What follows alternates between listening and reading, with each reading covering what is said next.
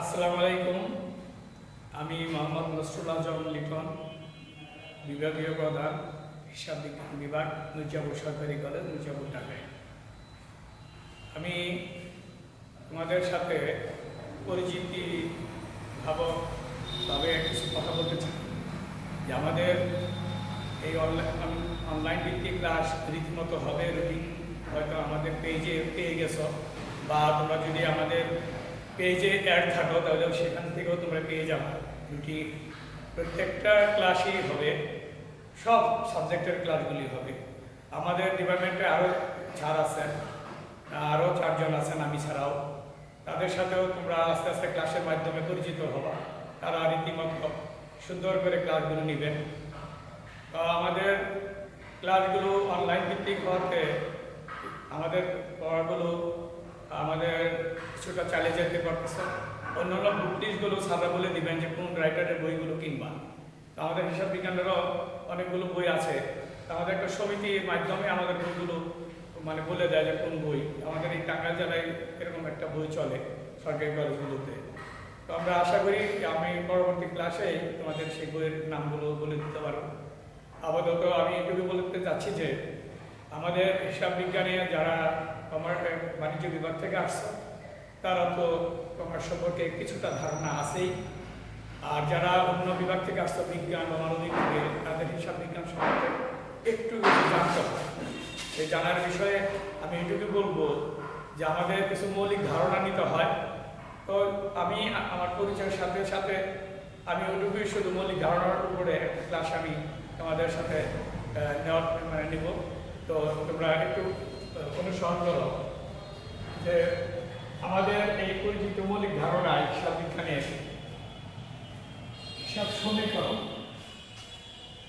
হিসাব সমীকরণ আমাদের প্রাচীন একটা আছে, আধুনিক একটা আছে। তো আধুনিকে আমরা এ সমান এল প্লাস ও ই, এখানে আমরা জানি এতে আমরা বোঝাচ্ছি অ্যাসেটস, যার বাংলা হচ্ছে সম্পত্তি। এল সমান লাইবিলিটিস, যার বাংলা হচ্ছে দায়। আর ওই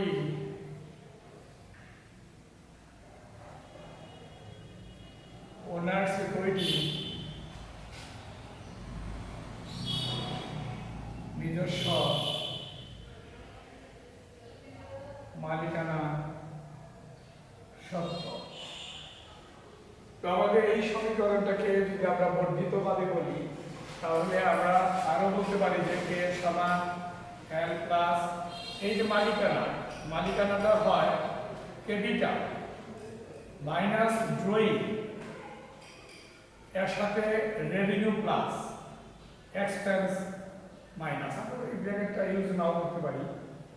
তাহলে এই সিতে আমরা বোঝাচ্ছি ক্যাপিটাল। ক্যাপিটাল অর্থ হচ্ছে মূলধন। আর ডিতে আমরা বোঝাচ্ছি ড্রয়িং। ড্রয়িং হলো উত্তোলন। আর আরে বোঝাচ্ছি আমরা রেভিনিউ, আয়। এবং সবার ইংরেজি আছে ইনকাম বলি আমরা, ইনকাম। আর হলো ইতে আমরা বোঝাচ্ছি এক্সপেন্স, এক্সপেন্স খরচ বা ব্যয় সমূহ, ব্যয়। তাহলে একটা মালিকানা, এই যে ওনার্স ইকুইটি, এটা তৈরি হয় এই মূলধনের সাথে। মূলধন থেকে উৎপাদন যদি করে থাকে মালিক, সেটা বাদ যাবে, আয় সমূহ যোগ হবে, ব্যয় সমূহ বাদ যাবে, তাইলে হবে মালিকানা সত্ত্ব।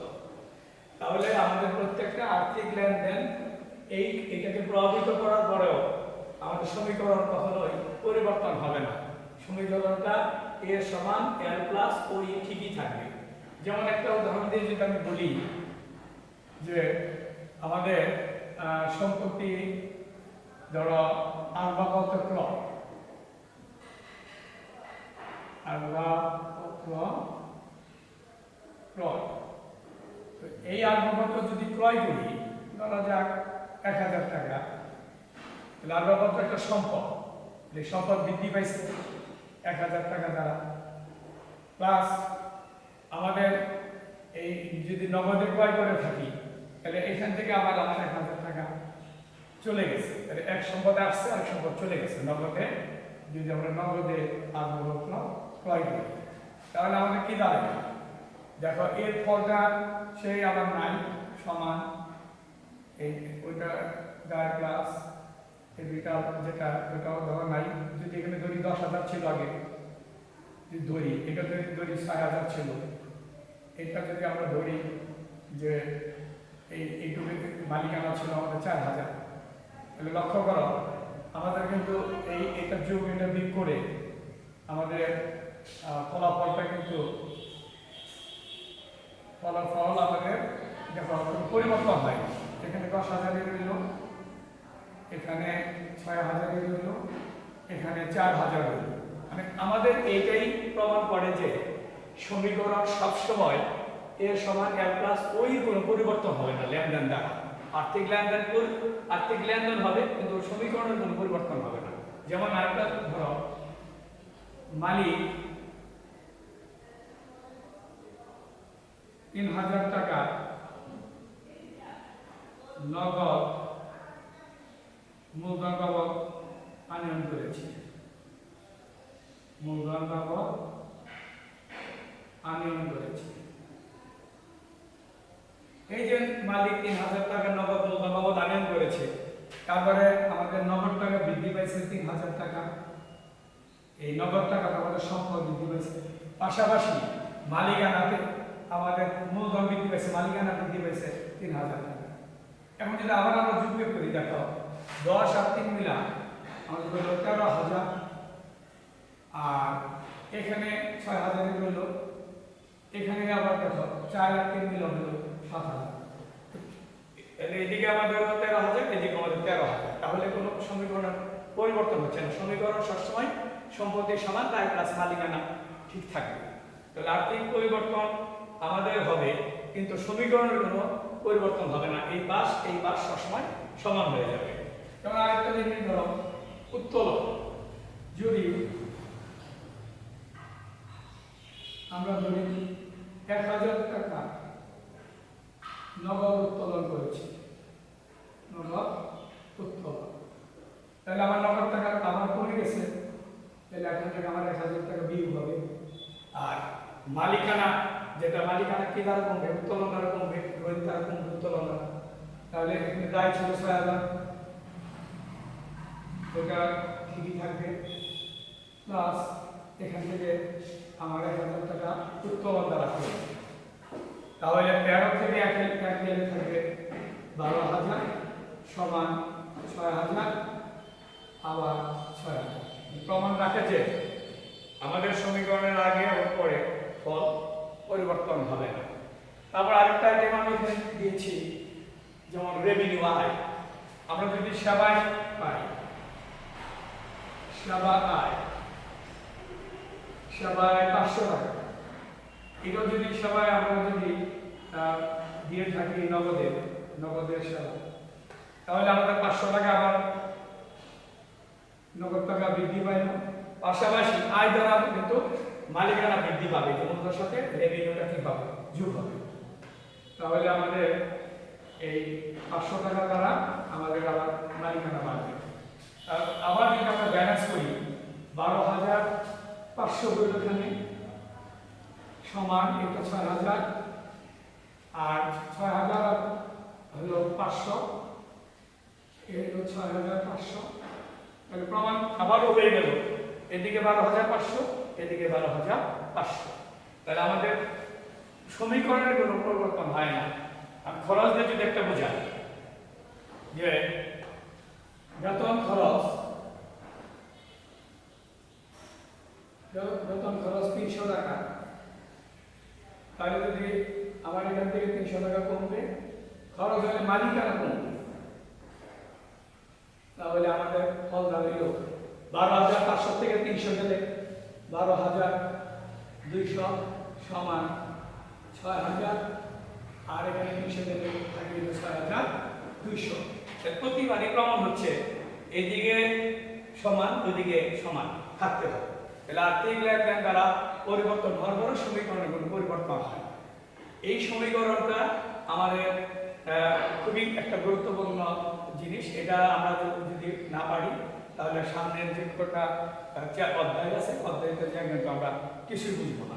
তো আরেকটা জিনিস আমি যদি এখানে বোর্ডে হচ্ছে না, যেমন আমাদের দায়ের কথা বলছিলাম। ধরো আমরা এই বকেয়া বেতন হতে পারে, বাকি যে পণ্য ক্রয় হতে পারে, ব্যাংক থেকে ঋণ আনতে পারে। তোর ব্যাংক থেকে ঋণ এনেছি, ব্যাংক থেকে ঋণ এনেছি, ব্যাংক ঋণ 2,000 আছে, তাহলে আমার বাবার টাকা বাড়বে, পাশাপাশি আমার দায় বৃদ্ধি পাবে 2,000। এখন যদি এদিকে 2,000 বাড়ছে, এদিকে 6 2 8,000 হচ্ছে, দেখো সমীকরণের কোনো পরিবর্তন হচ্ছে না। তাহলে আমরা এই বুঝাতে চাচ্ছি যে আর্থিক লেনদেন হবে, লেনদেনগুলোর যোগ বিয়োগ হবে, এই বাড়বে ঠিকই, কিন্তু এ সমান l প্লাস ওই কখনো পরিবর্তন হবে না, এই সাইড এই পাশে সমান থাকে। এই সমীকরণ আমরা দুইভাবে সাজাতে পারি। একটা হলো টেবিলার সকে যে সাজাই, এটা এই সমীকরণে করতে পারি a সমান l প্লাস ওই, কোনো একটা মন্তব্যের ভর লাগে। আর যদি আমরা বর্ধিত সমীকরণ করি, আরেকটা আমাদের ছোট্ট অর্থাৎ মন্তব্যের ভর লাগে। এরকম দুটো সব দিয়ে আমি দেখাচ্ছি। যেমন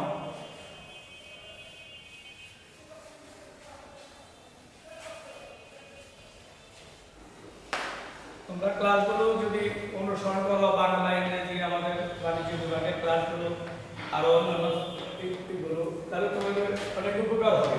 তোমরা ক্লাসগুলো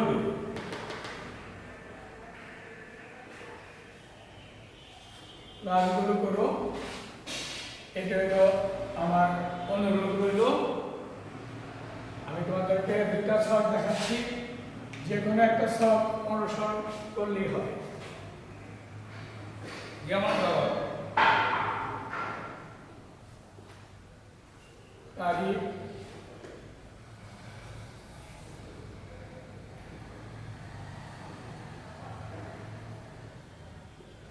সম্পত্তি সমান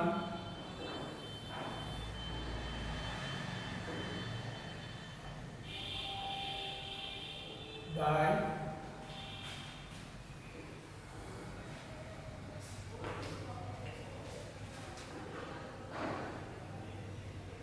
আর নিজস্ব